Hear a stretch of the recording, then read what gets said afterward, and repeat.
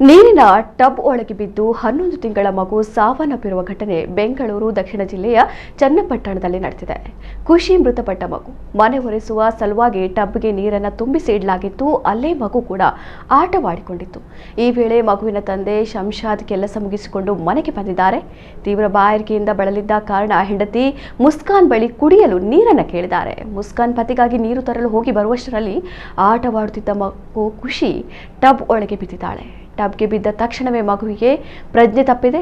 ಇದರಿಂದ ಭಯಗೊಂಡ ಪೋಷಕರು ಕೂಡಲೇ ಹತ್ತಿರದ ಆಸ್ಪತ್ರೆಗೆ ಮಗುವನ್ನು ಕರೆದೊಯ್ದಿದ್ದಾರೆ. ಆದರೆ ಅಷ್ಟರಲ್ಲೇ ಖುಷಿ ಮೃತಪಟ್ಟಿದ್ದಾಗಿ ವೈದ್ಯರು ತಿಳಿಸಿದ್ದಾರೆ ಎಂದು ತಿಳಿದು ಬಂದಿದೆ.